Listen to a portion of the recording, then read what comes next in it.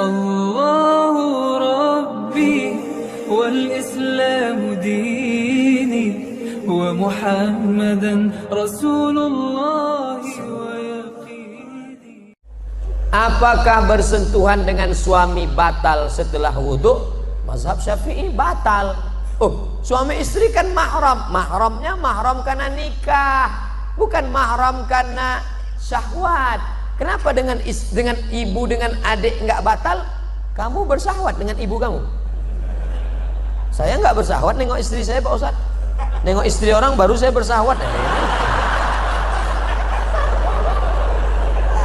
Bedakan mahram karena musyawarah, karena nikah, dengan mahram karena nasab. Dengan adik perempuan, dengan kakak perempuan, dengan ibu, dengan bibi, adik ibu, kakak ibu, itu mahramnya mahram muabbad sampai mati.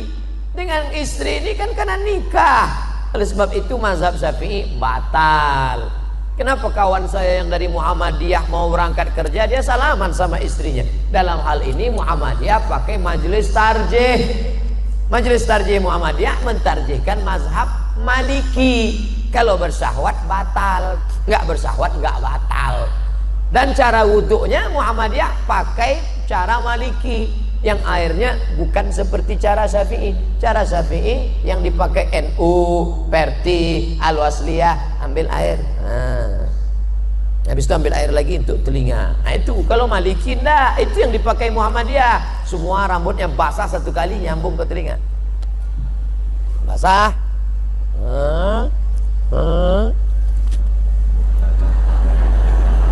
Satu kali. Cara wuduknya cara wuduk Maliki, batalnya juga cara batal Maliki. Itu yang dipakai Muhammadiyah.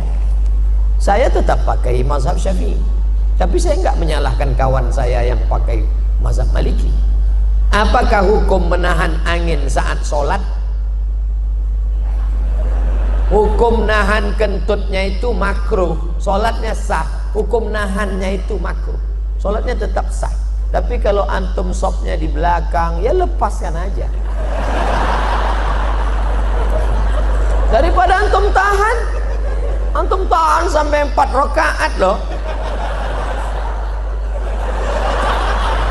Orang salam, assalamualaikum warahmatullah, assalamualaikum warahmatullah, astagfirullah, astagfirullah. Ente enggak?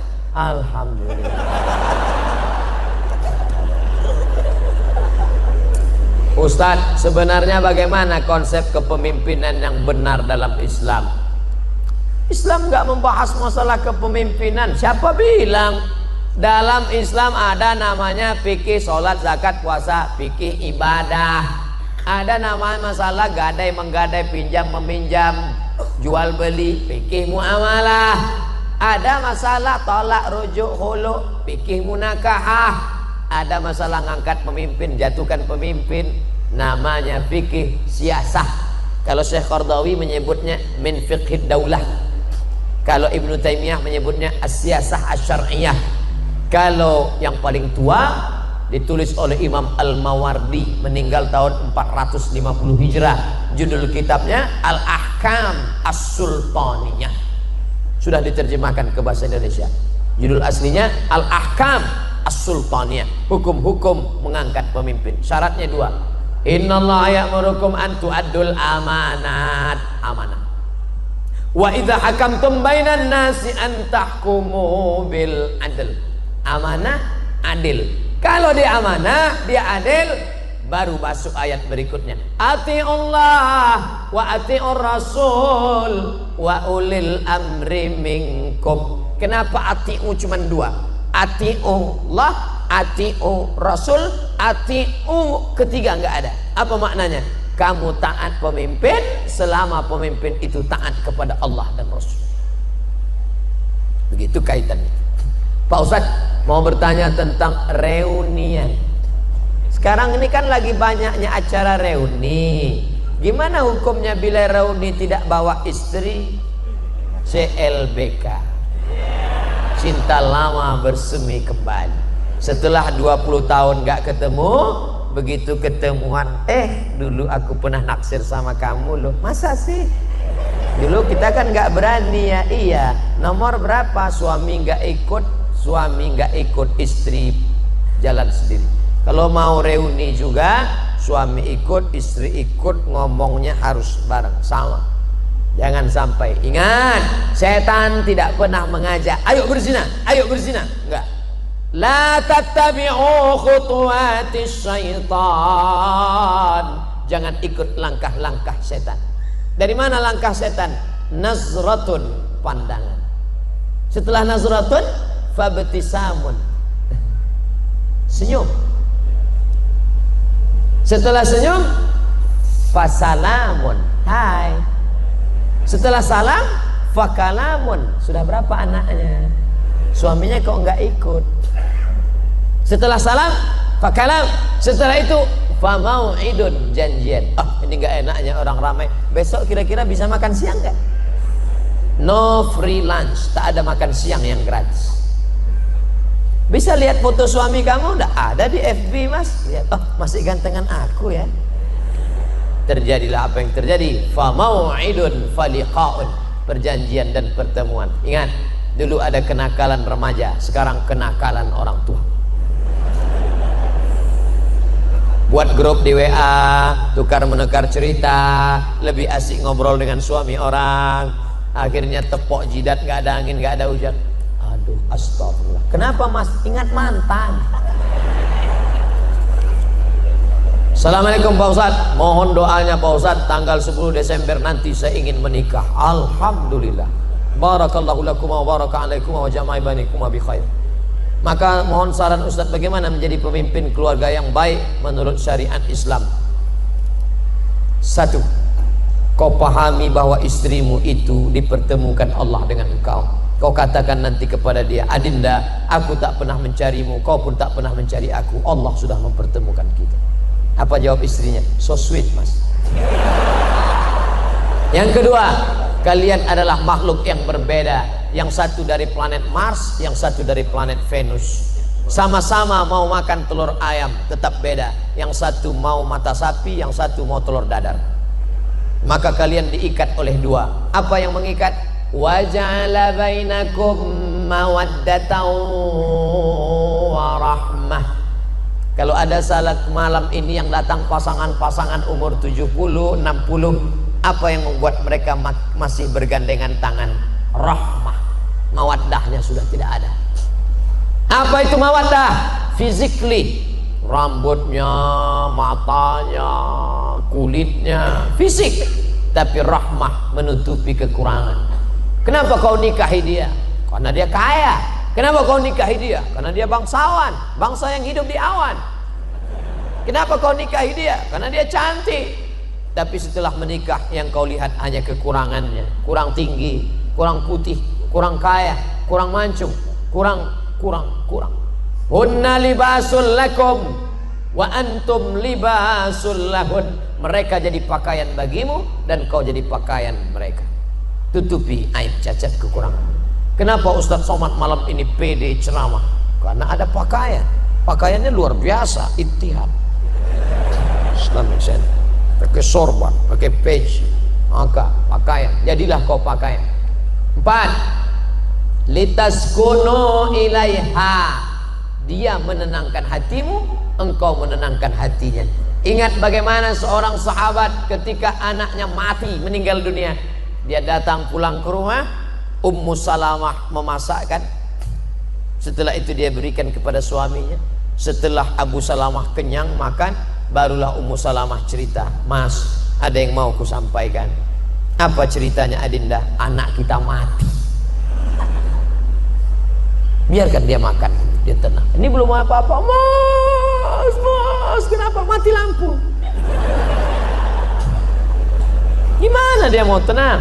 Litaskunu ilaiha. Yang keempat, dia menjadi tanggung jawabmu dunia akhirat. Dulu kau sendiri saja usolli sunnatat tahajud, tapi sekarang kau sudah ada gerbong satu di belakang. Siapa dia? Istrimu. Maka nanti malam, hari ini akad nikah, nanti malam usolli sunnatat tahajud raka'ataini imaman. Makmumnya siapa? Istrimu. Kau ambil air, kau bangunkan dia untuk tahajud. bangun. Ini kalau nikahnya udah 20 tahun. Tapi bagi yang baru nikah kemarin, oh, wake up my honey, wake up my darling. Wah, dia bentang gelar sajadah di depan. Apa judul kita malam ini? Di bawah mihrab cinta. Allahu Akbar. Sampai salam nggak bunyi. Loh, Kanda, kenapa engkau tidak bersuara? Ada apa gerangan? Adinda, bersyukurlah pada Allah, kebetulan kau dapat imam silent. Ya Allah, aku bersyukur kau sudah kirim seorang imam bagiku. Masalah dia bunyi nggak masalah. Ntar lama-lama bunyi juga. Yang kelima, dia menenangkan hatimu. Yang kelima, hasil dari pernikahan kalian yang berwudu, yang soleh, lahirlah anak-anak waladun salihun yang mendoakan sampai mati. Jadilah kau pemimpin rumah tangga. Nanti setelah menikah, ajak istrimu pengajian. Betapa indahnya kalau istri hobi ngaji, suami ngaji. Tapi kalau suami mau ngaji, istri mau karaoke. Oh, Pak Ustadz, saya mau bertanya bagaimana cara mengatasi mereka yang matre. Nah, kan nih, baru aja disebutlah muncul. Dek, ayo ngaji yuk. Enggak mau. Aku mau lu punya suami macam kamu, Mas. Pakai koko, pakai sarung, jadul. Ini matre. Gimana mengatasi istri yang matre, sering-sering bawa ziarah kubur? Kalau perlu 3 kali sehari, pagi ziarah, siang ziarah, malam ziarah. Ingat mati, ingat mati. Nada dering panggil dia itu jangan sholatullah, salamullah, jangan lagi. Jangan lagu sholawat, lagi apa? Kayak mati orang mati orang. Dia ingat mati aja. Bagaimana cara mengatasi mertua yang matre? Oh, patut anaknya matre, mertuanya matre. Pak, Bapak, besok kita buat arisan keluarga ya Pak. Kita ada pengajian ya. Ya. Siapa ustadznya? Kita undang Ustadz Dery Sulaiman. Judulnya apa? Orang kaya mati. Ceritakan. Jangan kamu yang menasehati mertuamu. Jangan pulang dari sini, bapak mertua, ibu mertua, duduk sini. Assalamualaikum warahmatullahi wabarakatuh. Kullu nafsin dha'iqatul maut. Semua yang bernyawa pasti akan mati. Nggak masuk. Lidahnya lidah orang lain, tapi pesannya lewat mulut kamu. Ustadz Dery, ya, bisa datang ke tempat kami hari Ahad nanti. Kita buat tablik akbar pengajian, bukan cuma keluarga, ramai lingkungan. Oke, judulnya mati. Oke, insya Allah kita bahas. Insya Allah setelah buat pengajian nanti, dibantu dengan doa tahajud malam, orang mertua antum berhenti matre dan dia akan manggil antum sini. Rumah-rumah kos yang sana ambil untuk kamu. Tak ada guna. Kenapa begitu Pak? Aku sedang dililit utang sekarang.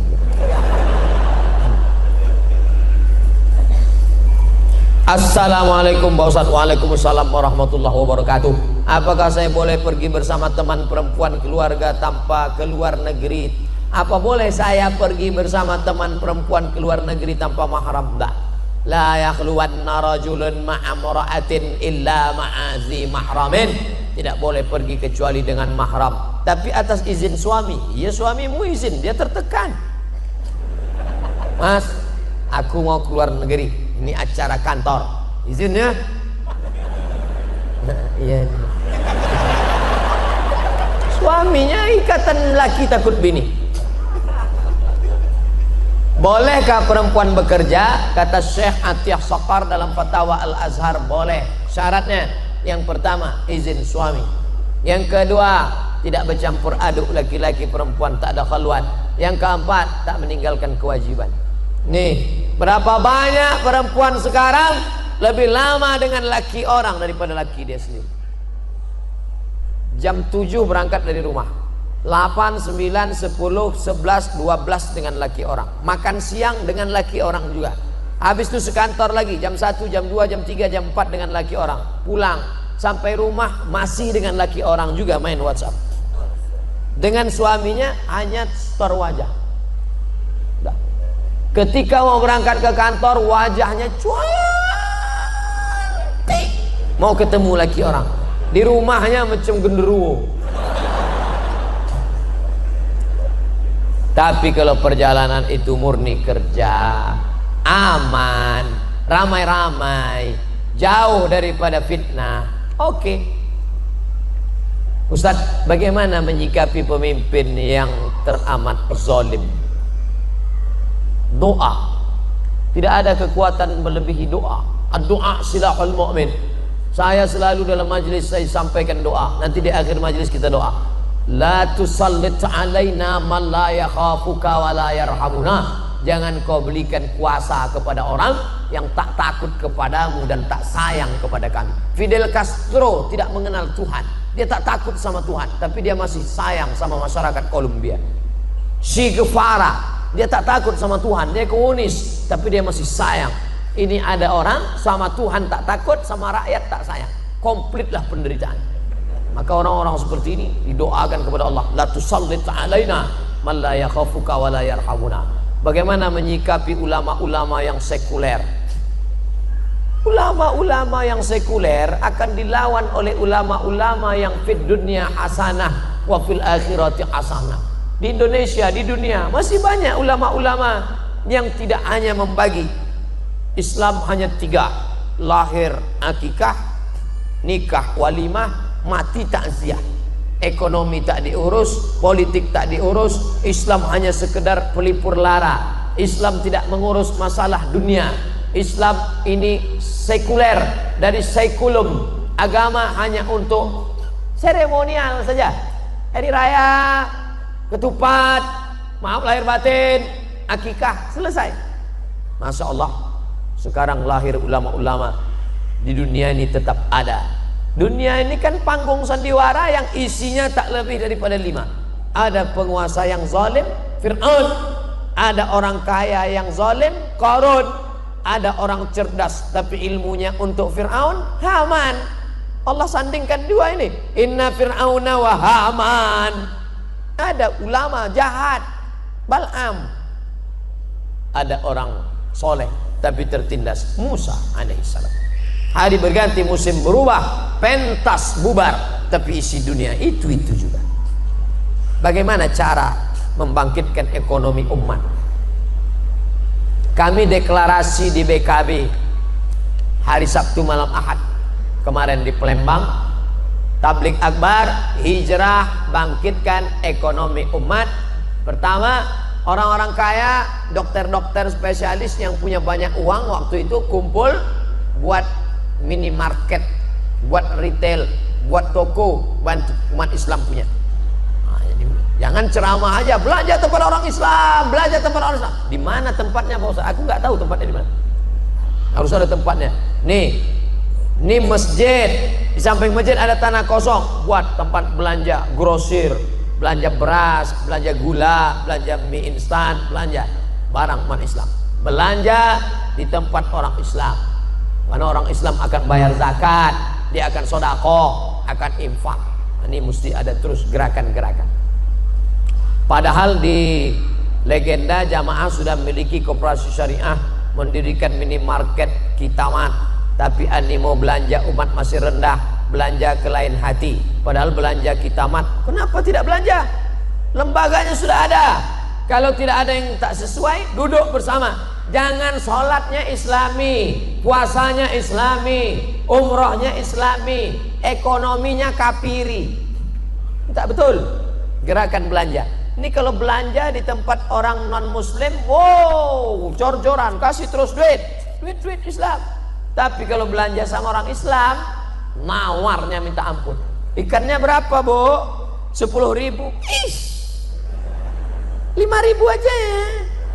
Memangnya ente masuk surga gara-gara 5.000 tuh? Memangnya ente kaya gara-gara 5.000 itu? Tapi kalau sama orang lain 50.000 dia tak terasa. Saya mau bertanya, lebih baik nikah dulu baru mapan atau mapan dulu baru nikah? iyakunu fuqara, kalau dia miskin, yughnihimullah, Allah akan mengkayakan dia.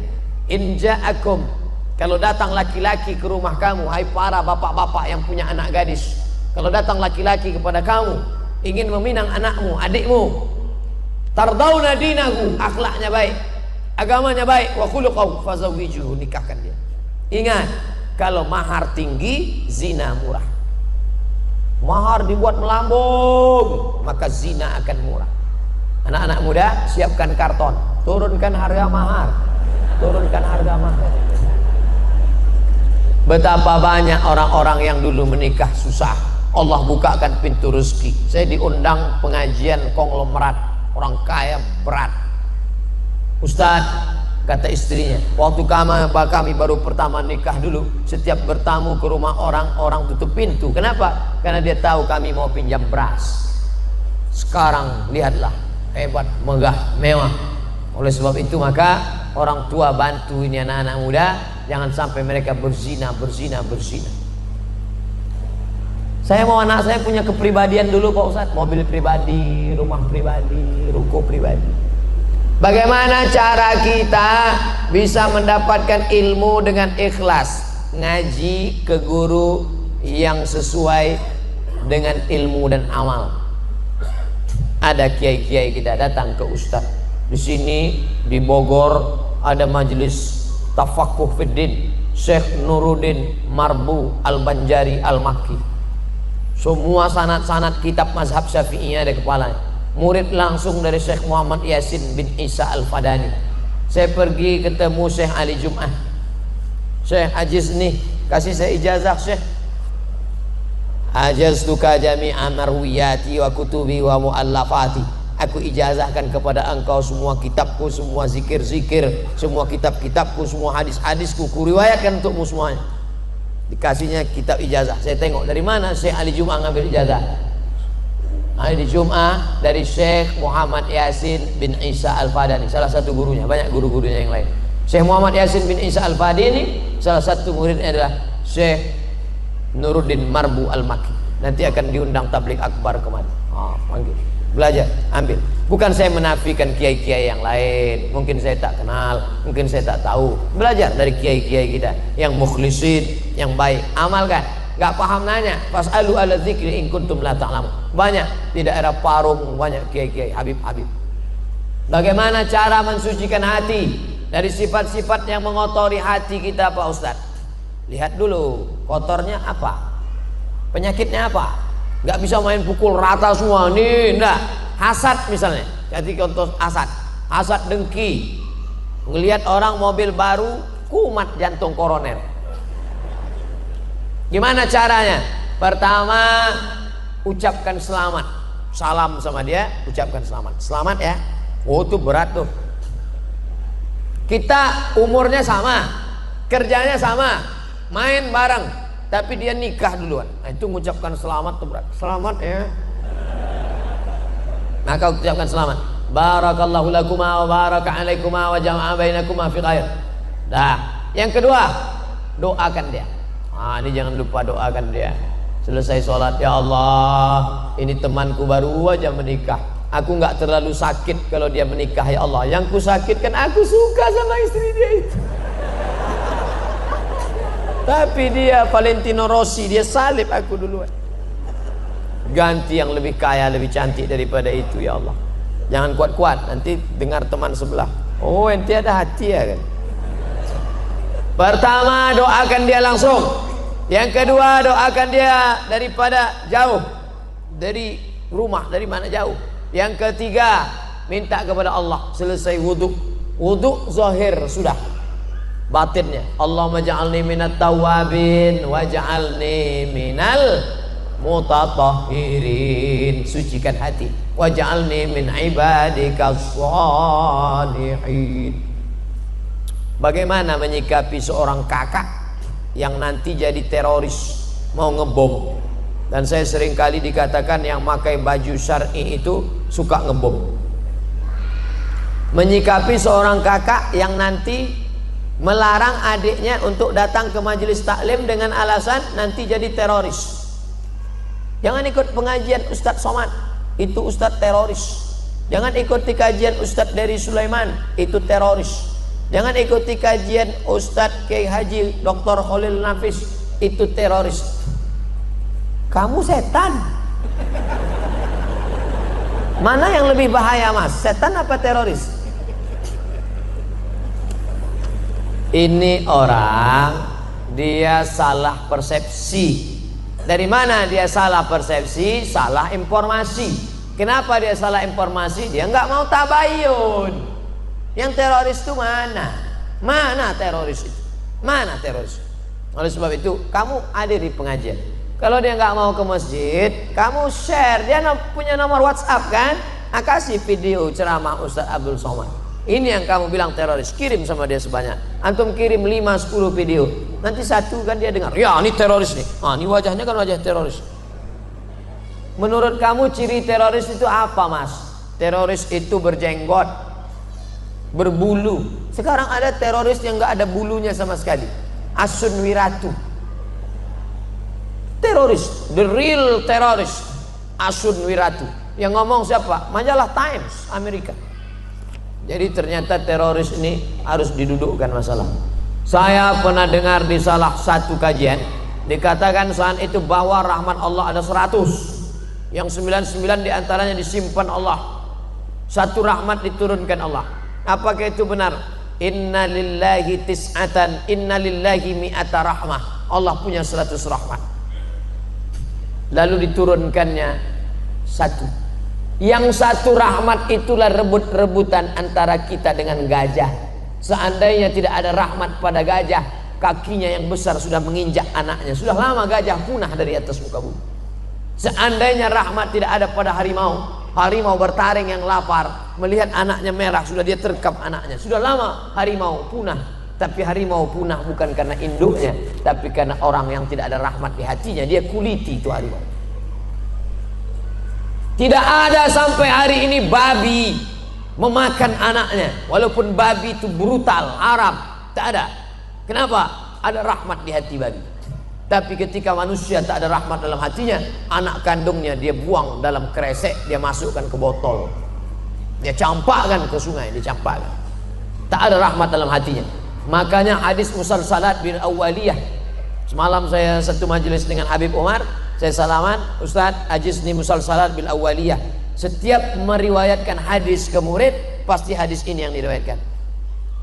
Haddatsani syaikhi an syaikhi syaikhi an syaikhi muttasil bis sanadil muttasil ila sahabil jalil Abdullah bin Amr bin As anin Nabi sallallahu alaihi wasallam ar-rahimuna yarhamuhumur rahman irhamu man fil ardi yarhamukum man fis sama. Hanya yang punya kasih sayang di hatilah yang mendapatkan rahmat Allah. Kasih sayanglah kepada makhluk yang ada di bumi, maka malaikat-malaikat yang ada di langit akan sayang kepadamu. Orang yang tidak ada kasih sayang, man la yarham la yurham.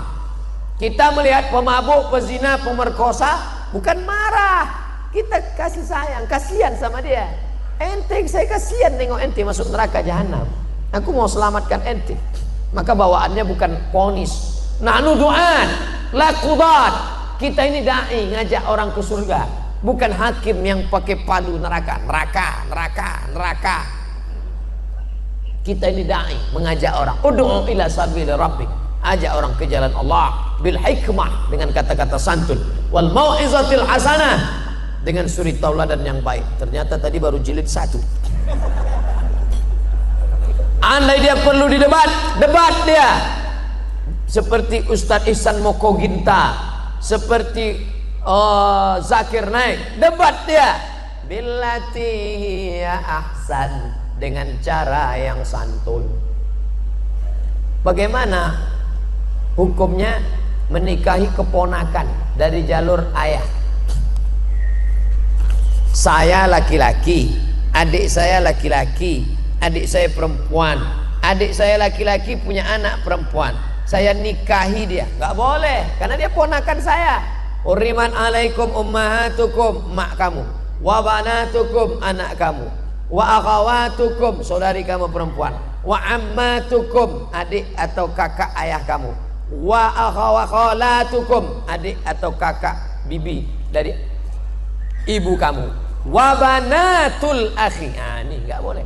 Tak boleh kamu menikahi anak saudaramu.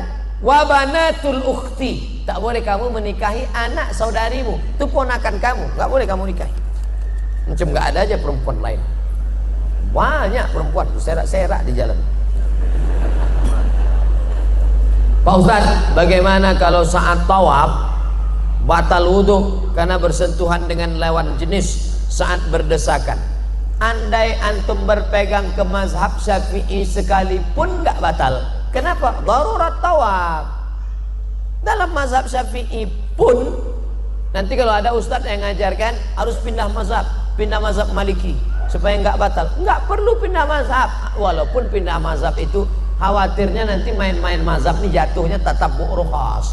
Tetap mazhab Syafi'i karena darurat tawaf tetap tidak membatalkan. Jaga, tutup pakai kain semua, kain ihramnya tutup semua, kaki tetap nginjak. Orang-orang India yang nggak pakai kaos kaki, darurat tawaf. Apa hukum jadi sales mobil yang makan uang dari keuntungan menawarkan mobil secara kredit kepada konsumen? Ada pekerjaan langsung, ada pekerjaan tak langsung. La'anallahu akilar riba, yang makan riba. Wa mukilahu, orang yang diberi makan atau yang mewakilkan transaksi. Wa katibahu, yang jadi pegawai penulis administrasinya. Wa syahidaihi, yang jadi dua saksinya. Kulluhum sawa. Yang ngajak-ngajak ke riba ikut jadi riba. Dia ngajak ke riba, ayo riba, ayo riba. Naha Rasulullah an samanil kalbi, Rasul melarang jual beli anjing. Wa mahril baghi, hasil prostitusi, PSK. Wa hulwanil kahin, upah dukun. Dukun kena juga, termasuk majalah-majalah, koran-koran iklan dukun. Bentuknya macam ustadz casing, isinya dukun, penasehat spiritual, hantu. Solusinya apa Pak Ustaz? Apa harus kita keluar? Cari rezeki yang halal. Allahumma aghnina bihalalika an haramik. Cukupkan kami dengan yang halal sehingga kami tak terjebak pada yang haram. Apakah bentuk larangan kata jangan dalam Quran memiliki arti yang sama seperti jangan kamu makan babi? Apakah sama dengan janganlah kamu bersedih? Ini dibahas dalam ilmu usul fikih. La ta'kulur riba, jangan kamu makan riba, dengan ayat la tadkhulu buyutan ghaira buyutikum hatta tasta'nisu wa tusallimu ala ahliha. Sama ndak la di sini tufidul haram dengan di sini tufidul karahah?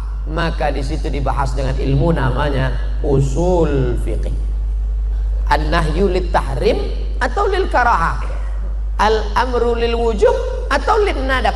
Nah, itu dibahas dalam ilmu namanya usul fikih. 2 SKS, 16 tatap muka, potong mid semester, potong tatap muka pertama, potong tatap muka terakhir, libur hujan 2 hari, banjir 2 hari. Baca, jangan lagi harapkan di lokal. Ngaji, minta sama Kiai Haji Dr. Khalil Nafis, kami mau ngaji daurah usul fikih 3 hari, dari pagi sampai siang sampai sore, usul fikih kaji, minta ngaji sama Kiai. Pak Kiai datang ke pondok-pondok minta ngaji usul fikih. Halal, haram, makruh, mubah, itu produknya. Mesin yang memproduk itu apa? Usul fikih. Kitab usul fikih yang paling tua ditulis oleh Imam Muhammad bin Idris Asy-Syafi'i. Nama kitabnya Ar-Risalah. Yang menulisnya muridnya namanya Rabi Al-Muradi. Rabi, ta'al, sini Rabi, tolong tulis risalah. Rabi pun mengambil pena, dia tulis risalah 300 halaman tanpa laptop. Seperti apa beda tingkatan keimanan? Apa boleh menafsirkan Quran sendiri tanpa bimbingan guru? Man qala fil Quran bi ra'yih, siapa yang berani menafsirkan Quran dengan pendapatnya sendiri, faqad akhta'a, maka dia sudah terkeliru. Maka tafsir dibagi 2, tafsir bil ma'thur, tafsir bil ra'yi. Bil ma'thur dibagi 4, ayat dengan ayat, ayat dengan hadis, ayat dengan pendapat sahabat, ayat pendapat tabi'in. Bil ma'thur terbagi dua, bil ghairil ma'thur terbagi dua, bil ra'il mahmud, bil ra'il mazmum. Maka yang mahmud terpuji boleh, yang mazmum tercela, maka mesti berguru. Man la syaikha lahu fasyaitanu syaikhuhu. Siapa yang tak berguru, setan guru. Hadisnya sahih tapi pemahamannya sakim karena dia tak berguru. Seperti apa beda tingkatan iman jamaah biasa dengan ulama zaman seperti antum? Ana bukan ulama, ana ustad. Kan sudah dibilang tadi ustaz. Seberapa jauh lagi beda keimanan dengan imam 4 mazhab. Al-iman yazid wa yanqus. Iman itu bertambah dan berkurang. Maka kalau mau dibandingkan iman, seandainya ditimbang iman Abu Bakar dengan iman umat ini, tak bisa setengahnya, kata Nabi SAW. Yazid bertambah, ngumpul dengan orang baik, bersama orang baik. Yazid di tempat yang baik. Yanqus, kumpul dengan orang tak baik, membahas yang tidak baik. Di tempat yang tak baik, no signal. Oleh sebab itu sering-sering bersama orang baik. Iman Abu Bakar paling tinggi, iman Sayyidina Umar. Oh, ma salaka Umar fajjan qattu illa salaka syaitanu fajjan ghaira fajjika. Kalau Umar lewat di suatu jalan, setan akan mutar di jalan yang lain. Takut dia saking hebatnya iman Umar. Kalau kita satu trayek, satu oplet sama setan. Oleh sebab itu maka kita pertebal, kita perkuat iman dengan banyak-banyak ibadah kepada Allah, menguatkan tauhid sifat 20, wujud, qidam, baqa, mukhalafatul awadis, qiyamu bi nafsi, wahdaniyah, ngaji sama kiai, ngaji sama buya. Lalu setelah itu kemudian memperkuat dengan amal, karena iman tanpa amal tak tumbuh, dia mati, dia sama seperti benih yang tak tumbuh. Ila ustazinal karim Abdus Somad, dumtum fi khairin wa barakah, amin ya rabbal alamin. Apa saja langkah-langkah yang seharusnya ditempuh bagi seorang mahasiswa yang akan belajar ilmu perbandingan mazhab? Pertama, dalami dulu mazhab Syafi'i. Dari mulai yang bawah matan Abi Suja, lalu kemudian kitab-kitab bawah I'anatul Talibin, Fathul Qarib, Fathul Mu'in, naik kemudian Ma'ali, ke guru-guru kita masing-masing. Ada perbedaan sedikit antara mazhab Azhar dengan manhaj pondok-pondok di Indonesia, tapi rata-rata kitab itu yang dipakai. Lalu kemudian kitab Imam Nawawi, Raudatul Talibin, Al-Majmu' Syarah Muhazzab. Nah ini kuasai dulu mazhab Syafi'i. Habis itu baru mazhab yang lain melalui kitab perbandingan mazhab. Yang paling tua ditulis oleh Ibnu Rushd, Bidayatul Mujtahid wa Nihayatul Muqtasid. Yang lebih sistematis, simple, yang zaman sekarang ditulis oleh Al-Jaziri, Al-Fiqhu 'alal Madzahibil Arba'ah. Yang lebih besar lagi, lebih banyak, lebih cabangnya lebih komplit, ditulis oleh Syekh Wahbah Zuhaili, Al-Fiqhul Islami wa Adillatuh, Islamic Jurisprudence and Evidence. Nah, ini perbandingan mazhab. Kuasai tapi berguru tetap. Kalau nggak paham nanya, Syekh, Ustadz, apa sih kaul azhar, kaul zohir, kaul sohih, kaul asoh? Istilah-istilah mazhab itu dibahas di muqaddimah kitab Al-Fiqhul Islami wa Adillatuh. Jangan baca terjemah. Jangan baca terjemah. Untuk pemahaman umum oke, tapi kalau untuk ngajar tak bisa terjemah. Harus baca kitab aslinya. Bapak-bapak ibu yang untuk diri sendiri tak masalah, baca buku terjemah.